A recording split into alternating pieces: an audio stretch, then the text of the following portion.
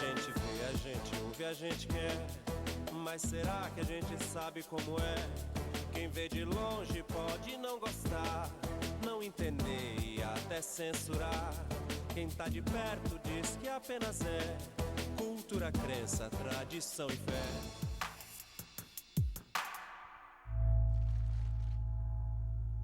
Carregamos no corpo um dos órgãos mais complexos e instigantes que conhecemos, o cérebro. Uma massa que pesa menos de 1,5 kg e que controla todas as funções vitais, desde o batimento cardíaco até o pensamento. Muitos fatores afetam o desenvolvimento desse órgão, como, por exemplo, as experiências de vida e o conhecimento acumulado, que tornam cada cérebro único, especial. Mas há pessoas que carregam cérebros capazes de fazer um pouco mais do que a maioria. Sempre falou que eu tinha dom. Algumas falam, você é diferente, tem talento. Ele é muito focado, ele faz acontecer. Em pouco tempo, em muito tempo, nas condições que dão pra ele, ele traz o resultado. Há pessoas cujo funcionamento cerebral é tão intenso que se torna absolutamente desconfortável fazer qualquer coisa devagar. Eu sou rápida, eu ando rápido, eu falo rápido, eu penso rápido. Se eu me movimentar muito devagar, eu me atrapalho, porque aí eu tô fugindo da minha característica. Quando eu conheci, achava que era uma pessoa ansiosa, porque ela não para de falar o tempo todo. Raramente alguém é rápido assim como minha mãe. Eu creio que as pessoas se espantam, sim, pelo jeito que a minha mãe é. Mas nem sempre nascer com um potencial acima da média pode ser positivo. Eu queria que meu filho não tivesse essa superdotação, porque trouxe muito problema para ele. Muito bolo na escola, e a diretora dizia que era falta de educação, que era disciplina de casa. Teve uma época ter que chamar a polícia para ele. Quanto mais superdotado, mais problemas essa criança ou esse jovem vai ter, porque ele sai mais fora da média. Quando uma família decide investir tudo em um filho talentoso, privando-o de experiências próprias de sua idade, quando o potencial não desenvolvido se transforma em um empecilho para ser feliz, e quando ter uma inteligência bem acima da média cria problemas tão sérios a ponto de ameaçar a própria vida, isso é tabu.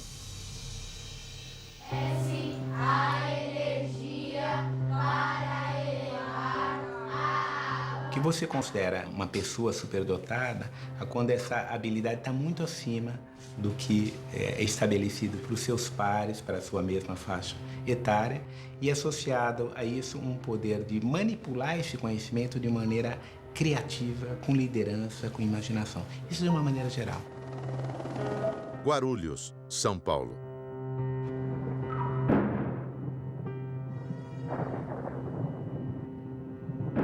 Lucas se encantou pelo violino ainda muito pequeno, aos 3 anos de idade. A família não tinha tradição em música clássica, nem afinidade com esse instrumento. A visão de uma orquestra em uma igreja teve um impacto decisivo na vida do menino.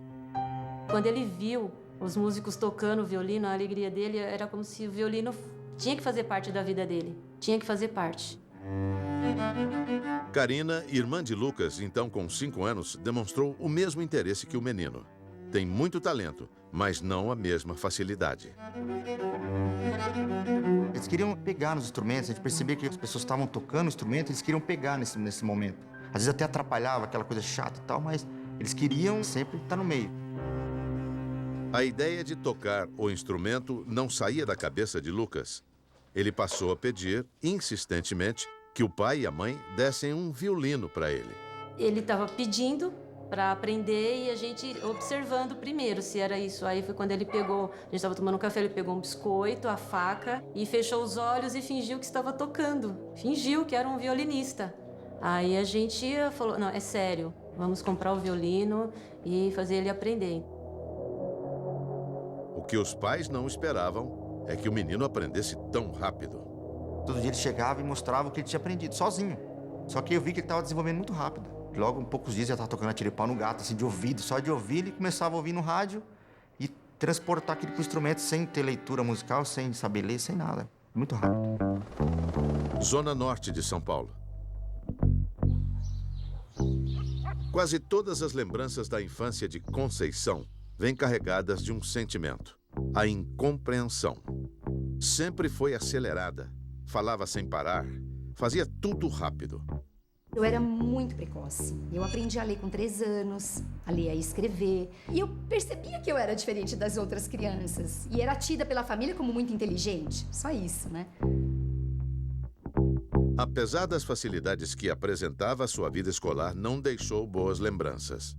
Eu sofria na mão dos professores, porque o professor perguntava alguma coisa e eu, muito rápida, muito acelerada, eu já levantava a mão para responder. É uma característica minha até hoje. Perguntou, eu tô pronta com a resposta. E aí eles falavam: não, menos a Conceição. Qualquer um pode levantar a mão. E muitas vezes ninguém levantava a mão. Nós não sabemos lidar com superdotados. A coisa mais clássica que tem aqui é o cara que é mandado para fora da sala porque sabe a resposta certa. Levanta a mão, fala a resposta certa, o professor manda embora. Porque está atrapalhando a classe, porque não sei o quê. Os adultos têm muito medo, eu acho.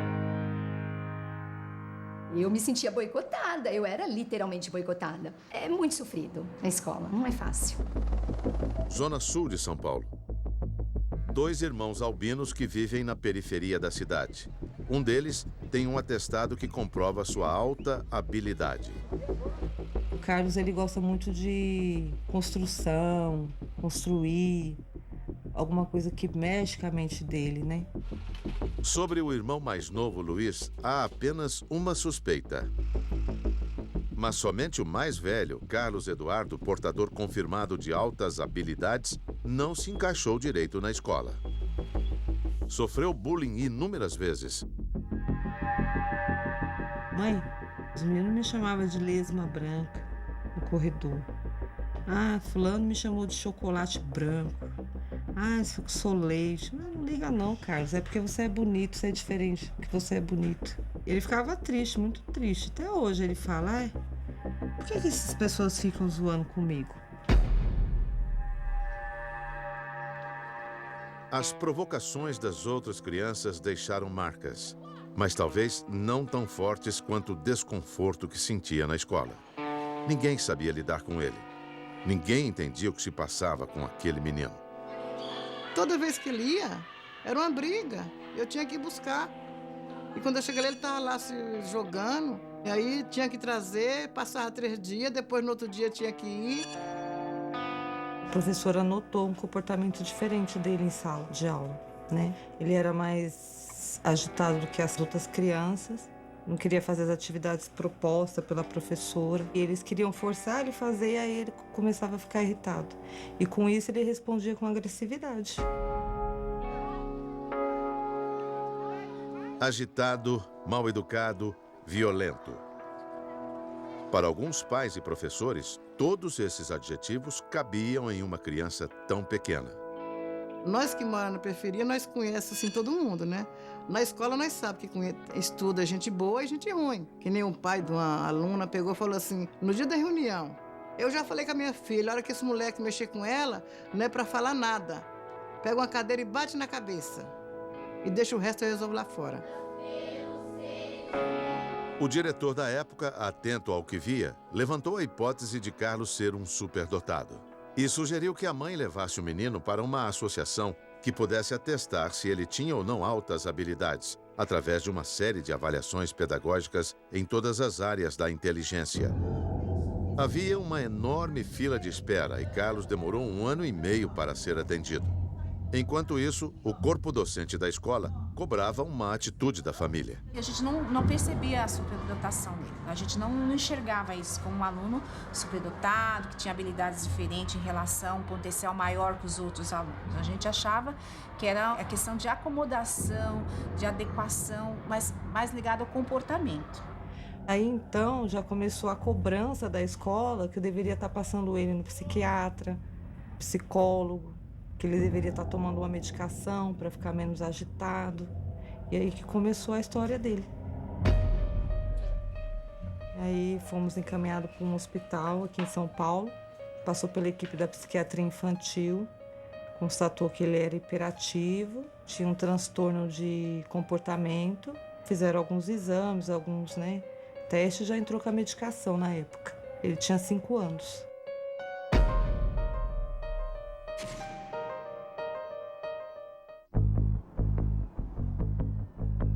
Ser um superdotado, ter uma alta habilidade em alguma área do conhecimento não é, em alguns casos, um facilitador para a vida. Se você tem uma habilidade e que você não é reconhecido, não tem como desenvolver, isso pode criar uma frustração muito grande e refletir um aumento de transtornos, por exemplo, de ansiedade, da depressão. Então, existem algumas estatísticas que mostram um aumento de prevalência de transtornos em crianças superdotadas, principalmente naquelas que não têm um espaço de reconhecimento e desenvolvimento adequado. Zona Sul de São Paulo. Tá vendo, Chaves invadindo a vizinhança, parece um adulto, mas é uma criança. Seu Madruga mas chegou, seu barriga foi embora. Você quer entrar? Depois da senhora. Entrevista Carlos primeiro. Carlos Eduardo Ribeiro da Silva. Eu sou amigo de todo mundo e presta atenção. Eu sou feio, eu faço bagunça mais ou menos. Antes de ser diagnosticado como portador de altas habilidades, Carlos foi tratado com remédios tarja preta para controlar as oscilações de humor. Hoje o menino tem 11 anos, 6 deles tomando uma medicação que mexe diretamente com o sistema nervoso central. O cérebro de uma criança da idade de Carlos é ainda um cérebro em formação. Para Luzia, já é possível perceber o impacto da administração de drogas pesadas, dos inúmeros remédios controlados que Carlos toma todos os dias. Ele retrocedeu um pouco por causa das medicações que ele toma.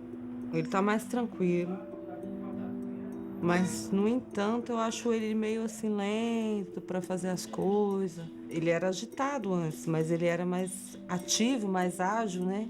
Esperto, né? Pensava rápido, respondia rápido. Agora ele, né? Pensa para responder. Mas é pergunta difícil? Não. O que é a parte melhor da escola para você? O lanche, o recreio, os amigos. Os problemas de comportamento não sumiram com a administração da medicação. E sempre eles me criticando. Eu e a minha família. Que o Carlos era assim, que a gente ficava passando a mão na cabeça dele, que a gente não queria seguir as regras da escola. E foi muito difícil. A situação ficou insustentável. Os professores diziam não ter condições de manter o Carlos sem assistência em sala de aula. A única saída, decidida em conjunto, é que Carlos fosse afastado da escola até que aparecesse um profissional que pudesse acompanhá-lo. Ele passou a receber exercícios em casa, onde ficou durante 6 meses. Aqui é o corredor da minha casa, aqui é a sala da minha casa, aqui é a cozinha, aqui o nosso quarto. Eu durmo aqui, ele dorme aqui. Meu outro irmão dorme aqui e só. Esse aluno tem que ter o ensino ajustado à sua necessidade. É difícil porque a gente ainda não começou a pensar nisso com seriedade nesse país.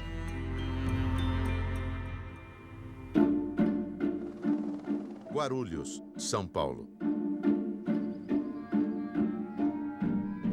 Tem 4 tipos de pessoas no campo da música. Aqueles que vão fazer parte de um público, aqueles que vão ter música como hobby, aqueles que poderão ser profissionais e diamantes a serem lapidados. E o Lucas faz parte desse seleto grupo de diamantes a serem lapidados.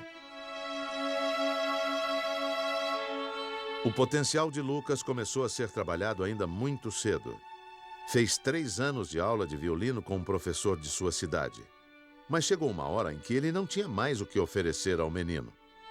Quando nós procuramos essa família Fukuda em São Paulo, a gente levou até lá. Quando ele fez o teste com o Lucas, ele na hora ele já falou, não, deixa o garoto comigo, o garoto vai aprender aula comigo.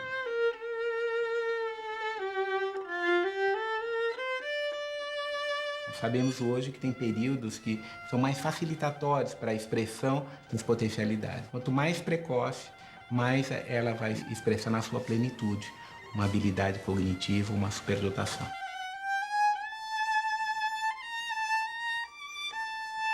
Eu vejo que o Lucas, a facilidade de memorização dele é muito grande. Ele consegue decorar, assim, 2 concertos, assim, em menos de um mês. Coisa que pessoas, às vezes, eu vejo que em audições levam 3, 4, 5 meses. Para mim, uma criança superdotada é uma criança que tem ou uma precocidade muito grande numa área, por exemplo, aprender a ler com 3 anos, ou um potencial muito alto em alguma área. Segunda característica, ela tem que demonstrar pensamento divergente. E a terceira característica é a dedicação obstinada a determinadas tarefas. O senso comum entende que superdotado e gênio são sinônimos. Mas há uma enorme diferença entre eles. Quando eu falo fulano é superdotado de massagem, não é não. Porque o que aquela pessoa tem na cabeça é o gênio. É o Einstein, é o Newton. São as pessoas capazes de grandes transformações em nível mundial, né? Não é isso. Superdotado é bem menos do que isso. Comecei a gostar, assim. Eu sentia que era diferente, assim. Eu sabia que eu tinha que estudar e que eu podia ser alguma coisa na vida. Zona Norte de São Paulo.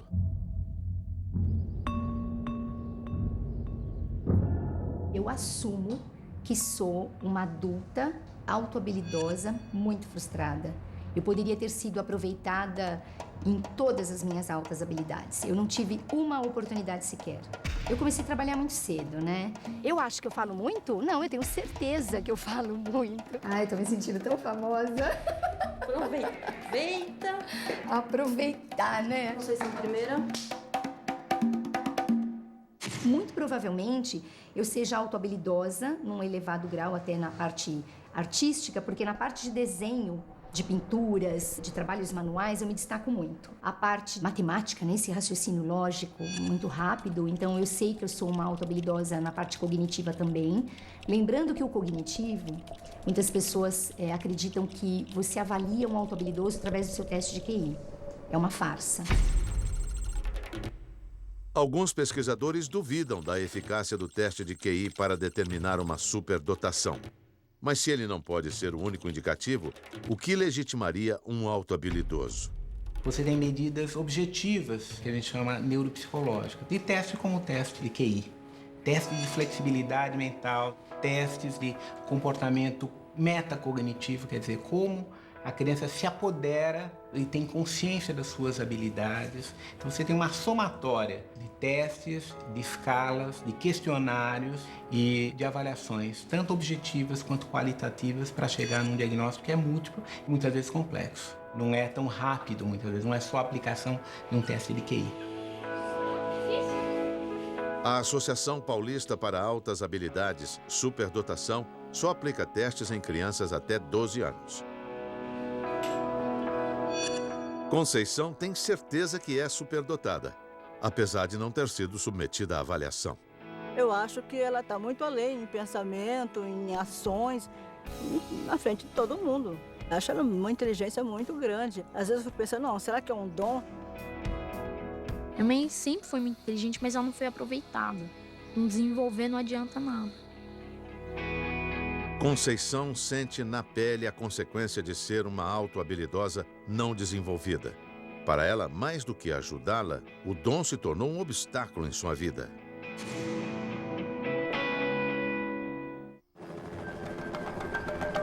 Estima-se que de 2 a 5% da população mundial, principalmente na fase escolar, seja superdotada. Pessoas que têm altas habilidades em uma área ou mais, que são capazes de aprender mais rápido que os outros, capazes de fazer associações complexas. O mundo que ele vê não é o que eu vejo, definitivamente. É um mundo de uma complexidade maior, eu acho. Você faz uma pergunta simples e a pessoa vai lá longe e cria uma complexidade, você fala, filho, menos, sabe? Zona Norte de São Paulo.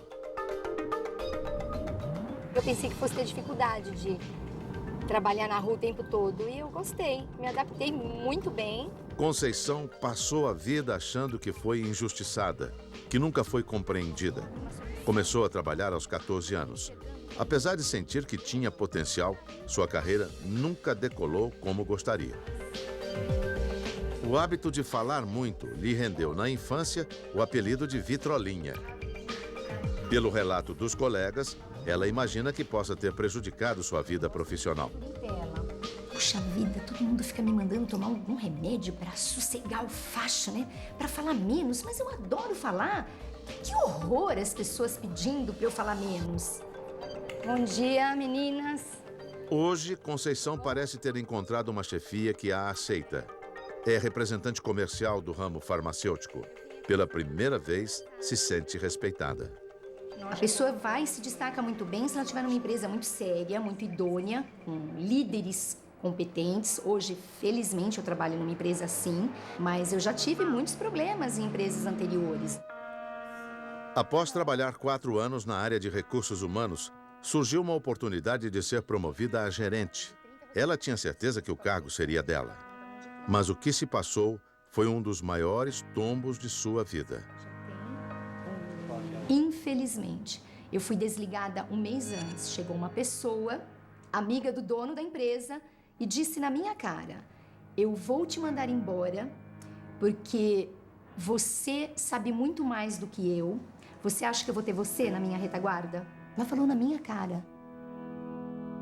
A sensação de fracasso é uma coisa realmente muito presente e, para mim, está associada a esse fato de que não foi possível dominar essa complexidade. Eu acho que boa parte da educação de uma criança está em ensiná-la a conviver com o fato de que ela tem que lidar com gente mais burrinha do que ela, né?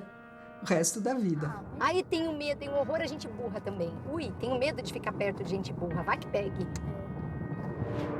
Nos outros países, essas pessoas são treinadas para poder ajudar, para poder trabalhar, para poder desenvolver coisas mais importantes dentro de empresas. Não estão competindo com nós outros, estão formando equipes para sempre crescer. As pessoas sugam, vampirizam o potencial do superdotado quando lhes convém. Quando não é, descarta. Mas de onde vem a superdotação? Herança genética? Produto do meio? Quando a gente fala em inteligência e superdotação, sempre existe uma carga genética. Mas você pode ter ou o meio favorecer a expressão ou ele pode inibir. Zona Sul de São Paulo. Carlos e Luiz são muito parecidos. Mas talvez Luiz tenha mais coisas em comum com o seu irmão do que é possível enxergar. As professoras me falam, Luiz é muito esperto. Ele é o melhor aluno da sala. Às vezes a gente joga taco. Sabe jogar taco? Luiz ainda não fez os testes. Há uma chance que ele também tenha uma inteligência diferente da dos colegas. Isso apavora a Luzia, mãe dos meninos. Luiz Fabiano, ele foi acelerado na escola, por causa da inteligência dele. Mas a Luzia falou, nem mexe, pelo amor de Deus. Um já tá bom demais, né? Já chega o Eduardo, ele carregar, né? Luzia é auxiliar de cozinha. Sai para trabalhar todo dia às 3h30 da madrugada e só volta no final da tarde.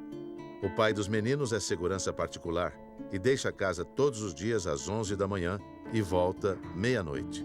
Mãe, minha mãe chegou. Já terminou lá? Não quer mais? Tá com vergonha?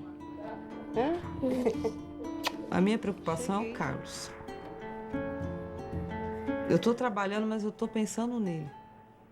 Não paro de pensar nele. A família não tem condições de colocar o menino em uma escola particular, uma escola menor, com poucos alunos em sala de aula. Eu acho que para uma criança que tem condições de ser trabalhada, ter aquilo que ela precisa para estar desenvolvendo essa superdotação, acho que é bom. Mas para uma criança que tem uma certa dificuldade, vamos se dizer assim, financeira, que não tem estrutura para poder ser trabalhado, uma escola legal para trabalhar ele, pessoas qualificadas, aí já se torna um problema. Guarulhos, São Paulo. Quando os irmãos Karina e Lucas tocam juntos, não restam dúvidas. Eles têm uma imensa facilidade para a música. A família suspeita que os dois tenham altas habilidades.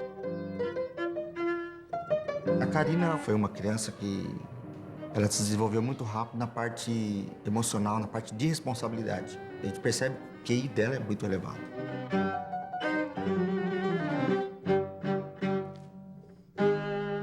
Eu gosto muito de pensar e analisar e ver a parte teórica das coisas, principalmente da música também. Essa é a parte que eu sou melhor. E ele já é na parte prática.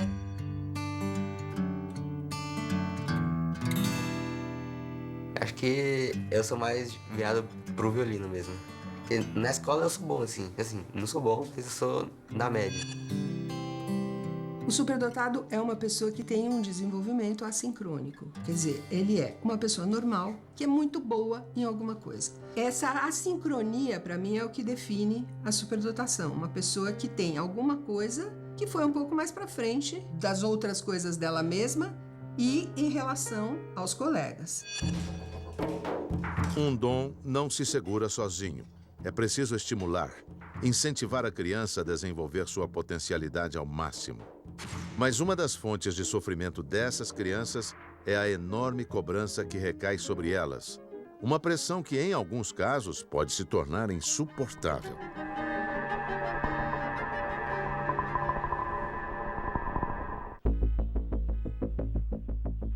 Possuir uma facilidade, uma habilidade excepcional para alguma área do conhecimento, não é suficiente para garantir uma vida bem-sucedida. Lucas mergulha no estudo do violino 5 horas por dia, invariavelmente. Quase não tem tempo para as outras coisas da vida. De manhã eu tenho a escola, aí eu chego assim, almoço e paro um pouco. Depois eu estudo à tarde e à noite eu estudo inglês. E tem a natação. Lucas faz natação 2 vezes por semana. O exercício foi escolhido para ajudar na postura e fortalecer a coluna, que fica muitas horas encurvada. Tudo na sua vida é pensado, cronometrado. A cobrança é marcação em cima, não tem como. Porque os filhos, eles querem o caminho mais fácil, mas às vezes no futuro não vai ser, aquilo não é o melhor para eles. Eu pressiono, porque quando eles queriam aprender uma música, que eu sei que isso era uma profissão, eu falei, então, tudo bem, mas só que vai fazer direito, sério. E vai ter que ter disciplina e vai ter que estudar. Você vai ter que fazer alguns sacrifícios, né, que a gente sabia conciliar, mas eu sempre pressionei, eu sempre exigi. Meu marido nem tanto, mas eu fui mais exigente. Você acaba sendo massacrado pela quantidade de atividades que você tem que fazer por medo dos pais de estarem desperdiçando um potencial que foi identificado. O fato da família ficar no pé de Lucas ajudou a não perder o foco, a não desperdiçar um talento. Mas, ao mesmo tempo, privou o garoto de viver experiências próprias da idade. O pessoal saía muito para ir em festa, casa de amigo, e aí eu nunca ia, ficava aqui estudando. São raros os momentos em que Lucas pode visitar um de seus melhores amigos, o Matheus. Ele já tem muitas responsabilidades, né? Tem que tocar não sei aonde, tem que estudar 8 horas por dia. Não tem como curtir, assim. A nossa idade é a hora de sair, de ficar com menina. Eu acho que ele tá perdendo um pouco isso. Aquela menina lá? É, quer ver? Eu ficava bravo, né? Ficava sem falar com ele, sabe? Aquelas pirracinhas, assim. Agora eu vejo que, se eu fosse, talvez eu não estaria aqui. Os pais de Lucas proibiam o menino de se divertir com alguns tipos de brincadeira. Eu falava pra ele, olha, você não pode brincar de lutinha, como brincam na escola, de ficarem zoando, um batendo no outro, porque você não pode machucar seu braço, a sua mão. E eles faziam bullying, falavam que ele era filhinho de mamãe, filhinho de papai. O pessoal até zoava, só que depois ele começou a ficar famoso, assim, de verdade, o povo já parou de zoar, começou a comentar, a conversar. Acho que até mesmo por interesse, não sei. Zona Norte de São Paulo. Na prática, no dia a dia, É horrível essa cobrança que fazem com as crianças. E fazem. Faziam na minha época e fazem agora. Conceição revive na pele o que é ser uma pessoa diferente na escola. Seu único filho, Aaron, herdou da mãe as altas habilidades.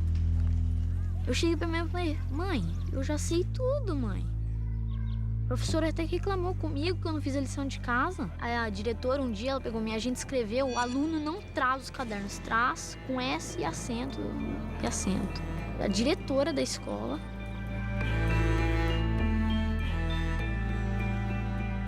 Ele começou a dar problema na escola. Mãe, eu não quero mais ir pra escola, não quero ir pra casa. Por que não quer ir pra escola, Aaron? Porque eu já sei tudo, mãe. Eles estão no A, I, O, U ainda, mãe. Eu já sei ler, eu já sei escrever. Tá um saco ir pra escola. Aaron não teve o mesmo destino da mãe. Ele foi encaminhado para a Associação Paulista para Altas Habilidades, Superdotação.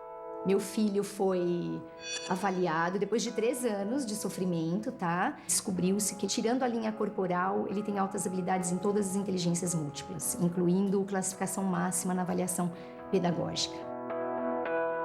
Pulei 3 anos da escola, não, 2, porque um teve que me reajustar. E agora eu já vou com 12 anos pro primeiro colegial do ensino médio. Aaron já chamava a atenção por causa da facilidade em aprender.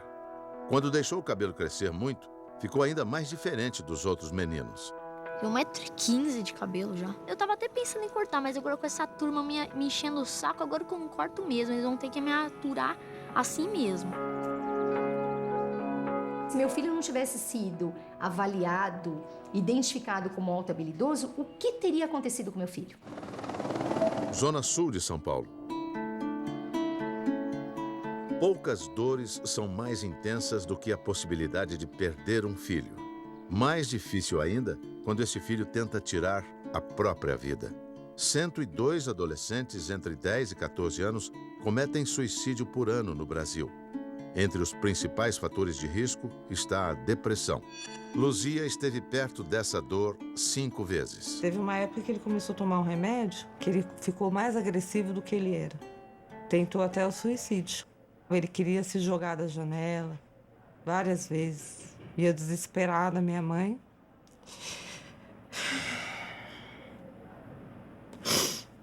E aí, desculpa. E as pessoas só criticando. Achando que era família. Mas ninguém ajudava. Só sabia criticar. Essas crianças se sentem tão mal que elas acham que não tem lugar para elas nesta sociedade e por isso que elas tentam suicídio, né, mais de uma vez. Ele fala que vai pegar, vai se matar, que ninguém gosta dele. Então é isso que a gente fica preocupada com ele, né? Muito preocupada. Luzia teve muitas decepções com os quase 10 psiquiatras que atenderam Carlos. Já disseram que ele era portador de déficit de atenção, esquizofrenia, transtorno de personalidade e depressão. O psiquiatra deu o diagnóstico que ele tem um transtorno de comportamento, junto com a alta habilidade. Mas esse transtorno de comportamento foi devido a não ter o que ele precisava para se desenvolver. A maioria das crianças chegam com diagnósticos errados. Ou eles são hiperactivos, ou eles têm distúrbios comportamentais, ou têm déficit de atenção e são medicadas por essas coisas. Agora, ninguém olha por trás dessas características se realmente são problemas de saúde ou traumáticos, ou são problemas pedagógicos. Ou seja, se eu atendo a necessidade especial dessa criança na escola, ele continua apresentando esse perfil? Não.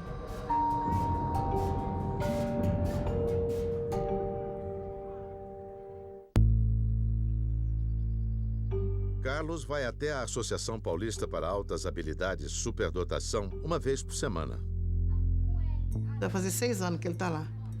Eu levo, trago, porque se eu não ajudar, quem vai ajudar, né?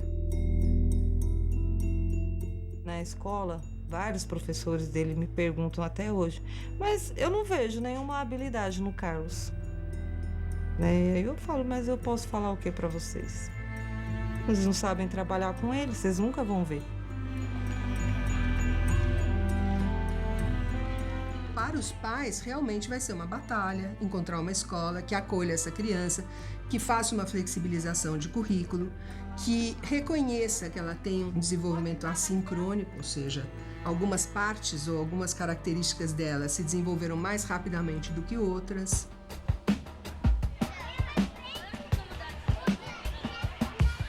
Ao mesmo tempo que ele tem essa habilidade, ele tem uma dificuldade de concentração dentro da sala. Ele tem essa questão de ficar se movimentando, assim, vendo os espaços ao redor da escola. E a gente está tentando fazer um projeto que atenda essa necessidade. A diretora chegou e falou assim, por que a mãe não vem ficar com ele na sala? Como? Manda a avó vir ficar, ou um irmão, ou...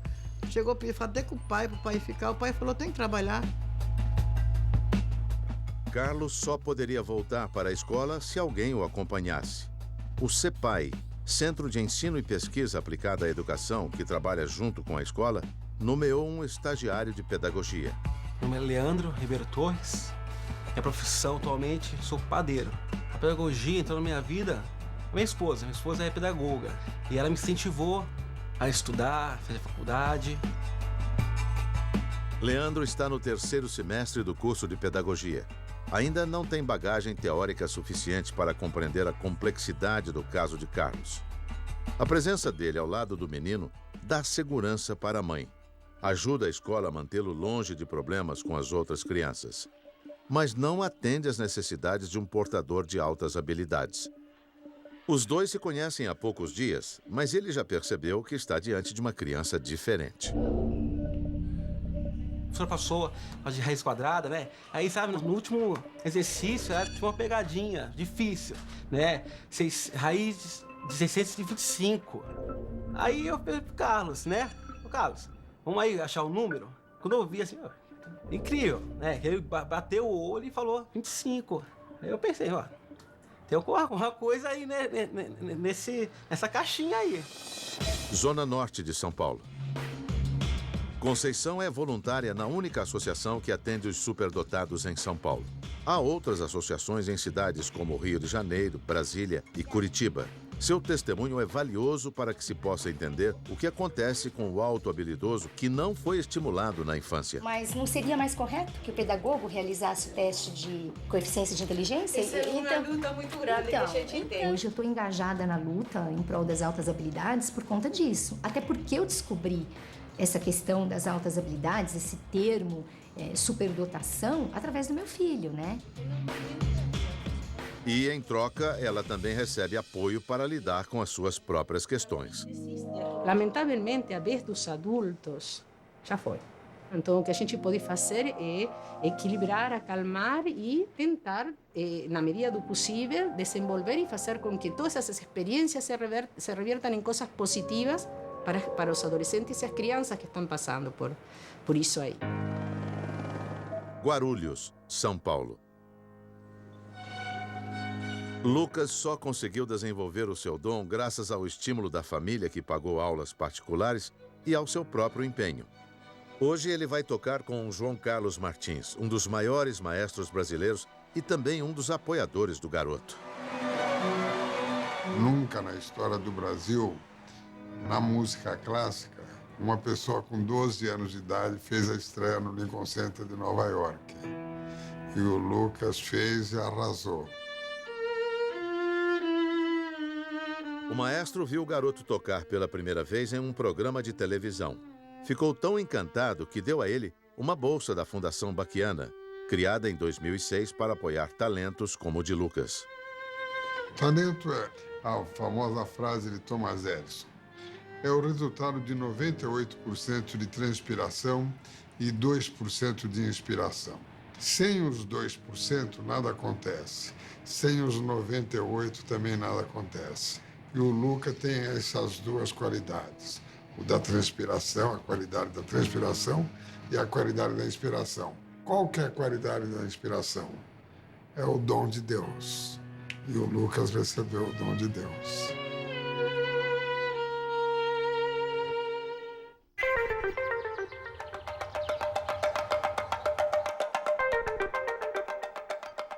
As pessoas acham que superdotação é algo fora do comum, que a gente está longe de ter um superdotado perto. Então, se você pensa desse jeito, obviamente vai errar, porque o superdotado pode estar muito perto da gente e não é um super nada, é uma pessoa que consegue se desenvolver rapidamente, que consegue fazer links entre os conhecimentos dele, que consegue criar, que consegue recriar. Hoje eu encaro como uma missão. Hoje eu sei que eu vou ser uma escritora engajada nas altas habilidades. Tem muita criança, muito jovem superdotado, que não foi achado, que não foi identificado. Esses alunos fazem parte da riqueza nacional que tem que ser valorizada. Oi, maestra. Tudo bom? Tudo bom, querido? Tem uma música aqui, você quer experimentar, não? Pode ser. Vamos lá ver? Pelo menos um pedaço? Você tem que ler aqui, porque me mandaram isso hoje.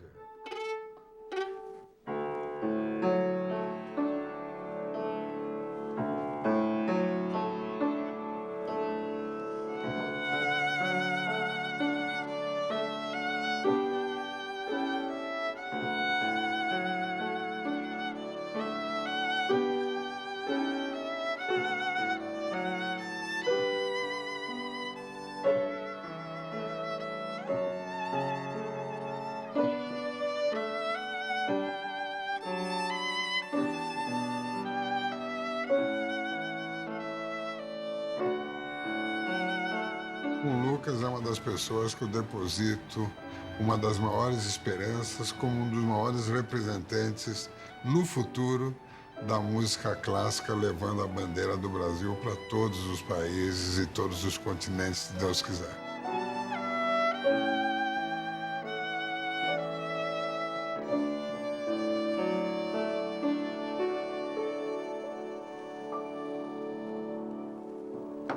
Parabéns, obrigado. Que som lindo que você tá, maravilhoso.